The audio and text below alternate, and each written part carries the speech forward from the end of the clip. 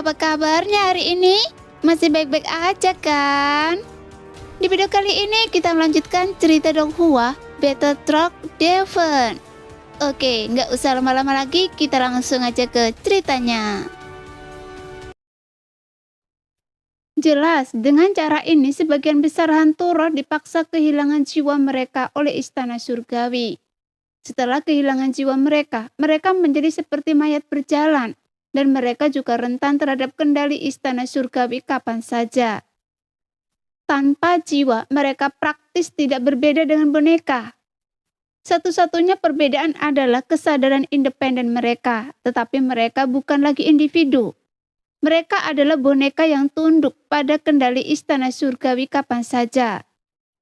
Pada saat ini, di tengah banyaknya bintang yang mengelilingi istana surgawi, sebuah lubang hitam tiba-tiba muncul di atas salah satu bintang. Sehingga muncul riak yang kuat tersebut langsung menarik banyak perhatian hantu roh.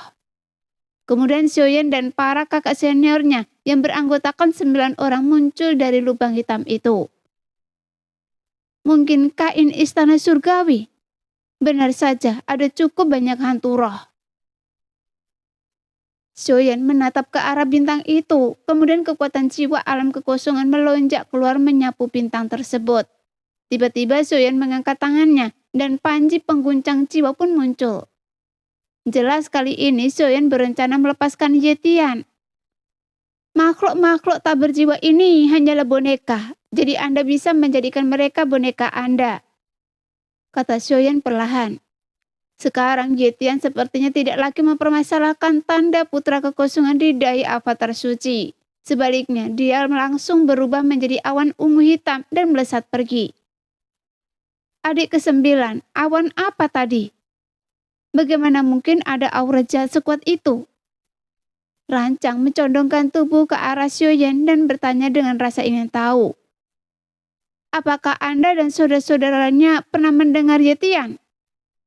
Saat Xiaoyan menyebut nama Yetian, mereka semua tampak berpikir, kemudian alis Keyun sedikit terangkat. Tidak mungkin, Yetian adalah iblis nomor 1 yang legendaris. Keyun bertanya pada Xiaoyan dengan tak percaya, namun Xiaoyan mengangguk. Meskipun awalnya Xiaoyan baru mengetahui gelar ini, namun Xiaoyan memiliki panji penekan jiwa, peninggalan yang mulia, yang memungkinkannya untuk menekannya kapan saja. Karena itu, ia tidak dapat memahami kekuatan sejati dan sifat luar biasa dari iblis peringkat pertama ini. Adik ke-9, bagaimana Anda bisa menaklukkan makhluk seperti itu?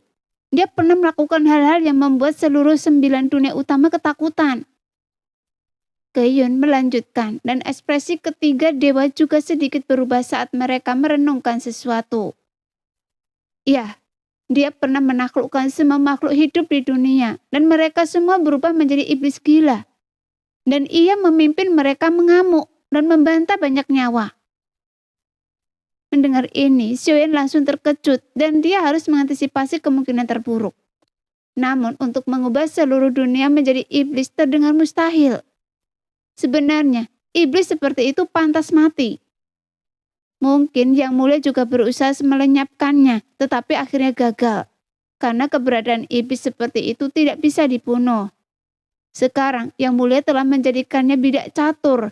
Meskipun bidak catur ini awalnya tak terkendali, tetapi di bawah kuasa Yang Mulia, dia menjadi terkendali. Selama dia dapat dikendalikan, kemampuannya bisa menjadi sarana Xiaoyan. Pada saat ini, setelah Xiaoyan melepaskan Yetian, dia tidak perlu lagi berurusan dengan para hantu roh di sini. Bagaimanapun para raja roh lah yang akan dibutuhkan Yetian sebagai boneka. Namun Xiaoyan juga teringat pengejaran yang dilakukan istana surgawi yang berulang-ulang di masa lalu. Saat itu, dia tak berdaya dan membutuhkan bantuan orang-orang di sekitarnya. Xiaoyan bahkan teringat betapa dia takut pada istana surgawi saat itu. Bagaimanapun tempat itu telah menjadi ancaman terbesar baginya selama dia berada di dunia sensi. Jadi dia juga telah menunggu terlalu lama untuk hari ini. Sekarang, dia perlu menyelesaikan masalah dengan para raja roh ini. Pada saat ini, sebuah cahaya kemasan menyambar di telinga Xiaoyan dan pilar Tianjun tiba-tiba terbang. membengkak di udara melawan angin. Dalam sekejap sosok Xiaoyan yang berubah menjadi sosok raksasa puluhan ribu kaki. Kemudian Xiaoyan bergerak muncul di puncak pilar Tianjun yang telah membesar. Sambil menghentakkan kaki dengan keras dan pilar Tianjun pun jatuh menghantam bintang. Tuar! Di bawah suara gemuruh yang memekakkan telinga dengan kekuatan Xiaoyan saat ini, menghancurkan bintang akan mudah baginya. Tetapi dendamnya hanya pada istana surgawi dan bukan bintang-bintang ini. Bagaimanapun Xiaoyan ingin membunuh para hantu roh yang tak terhitung jumlahnya di sini, bukan untuk menghancurkan bintang tersebut. Setelah Xiaoyan muncul, ia menginjak pilar Tianjun, berdiri dengan tangan di belakang punggungnya, dan diam-diam mengamati sekelilingnya. Sepertinya adik kecil kita menjadi semakin kuat. Rancang bergumam perlahan. Jadi harus saya akui, menjadi tampan itu sebenarnya sebuah perasaan. Bahkan Ye Feiyu tak kuasa menahan diri untuk bergumam. Ya, adik kecil kita telah banyak berubah sejak pertama kali kita bertemu. Dia bukan lagi adik kecil yang membutuhkan perlindungan kita semua. Mendengar itu, saudara-saudara lainnya juga mengangguk dan tatapan mereka bahkan penuh dengan rasa hormat saat menatap Xiaoyan. Namun meskipun mereka telah mendapatkan kembali ingatan mereka, ingatan tentang kehidupan masa lalu mereka, hanya saja Xiaoyan tidak mewarisi ingatan guru mereka. Oleh karena itu, ikatan mereka dengan Xiaoyan tidak sekuat dulu. Meski begitu, cara para kakak senior Xiaoyan juga memandangnya seolah-olah mereka sedang memandang guru mereka sendiri. Pada saat ini, 10 cahaya kemasan meraung masuk seperti kedatangan dewa. Beraninya kelompok yang hanya berada di tingkat ketiga masuk ke istana surgawi saya. Sebuah raungan dahsyat menggema dan 10 raja roh yang dipimpin oleh Fuxing perlahan muncul dari cahaya kemasan itu. Pada saat yang sama, hantu roh yang tak terhitung jumlahnya juga membumbung dari dalam 3 kekosongan yang luas dari 7 bintang. Bahkan karena jumlah mereka begitu banyak, sehingga mereka yang terus berdatangan menjadi semakin padat. Sehingga jika dilihat dari kejauhan, mereka tidak menyerupai wujud manusia, tapi lebih seperti sungai yang deras. Meskipun saya berada di tingkat ketiga, memangnya kenapa? Anda hanya sampai yang berkali-kali telah saya bunuh. Sekarang, jika saya lebih kuat, Anda bahkan tidak akan memenuhi syarat untuk bersuara. Jadi hargai momen ini. Saat Xiaoyan berbicara, kakak-kakak seniornya juga datang ke sisi Xiaoyan sehingga 9 sosok dari kedua belah pihak saling berpandangan. Adik ke-9, sekarang apa rencana Anda? Apakah Anda butuh pengaturan khusus? Kata Keyun dengan menggunakan kekuatan jiwa untuk membahas semut dengan Xiaoyan. Bagaimanapun para raja roh juga cukup kuat. Kakak-kakak senior, lakukan sesuka Anda. Ikuti saja saya dalam pertarungan ini. Xiaoyan berbicara tanpa ragu. Begitu selesai berbicara, dia tiba-tiba melangkah maju tanpa suara. Dengan kilatan energi, sosoknya tiba-tiba muncul di atas kepala 10 raja roh. Hari ini, saya harus membalas budi atas semua jasa kalian di masa lalu. Dan kali ini saya akan membalasnya sepenuhnya. Jadi terimalah kematian kalian. Suara Xiaoyan tiba-tiba menggelegar bagi Guntur yang membuat wajah ke-10 raja roh berubah.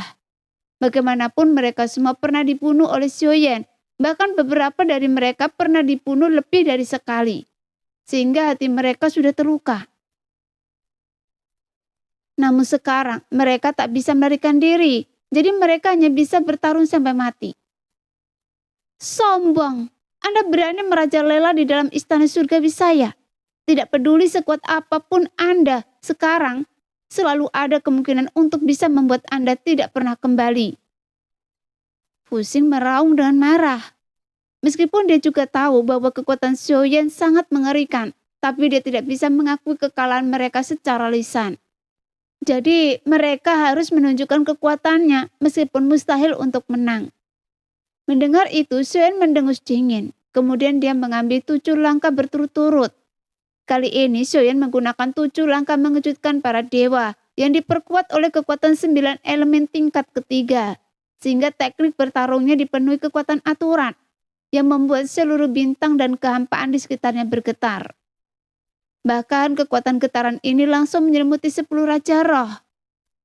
Melihat teknik bertarung Xiaoyan mendekat, tak satu pun dari Raja Roh berani lengah. Mereka semua segera melancarkan serangan secara bersamaan, membentuk segel tangan yang sama di dada mereka, yang merupakan teknik pertama hukum ekstrem surgawi. Kemudian 10 sinar pemusnahan tiba-tiba melesat ke arah 7 langkah mengejutkan para dewa milik Xiaoyan, yang membuat 7 langkah yang kokoh itu tiba-tiba bergetar dan terus runtuh. Namun sebelum 7 bayangan kaki raksasa Xiaoyan hancur total, sebuah gelombang kejut dahsyat itu memicu wajah 10 Raja Roh memucat. Darah mereka bergejolak dan beberapa dari mereka menyemburkan darah. Bahkan sebelum 10 Raja Roh sempat pulih, Xiaoyan yang sudah memegang teratai murka Buddha 3 warna di tangannya tersenyum saat menatap para Raja Roh. Bagaimana rasanya membuat kalian putus asa hari ini? Saya ingin melihat apakah kalian benar-benar tak terkalahkan. Demikianlah cerita hari ini. Kita lanjut lain hari ya guys ya. Bye-bye.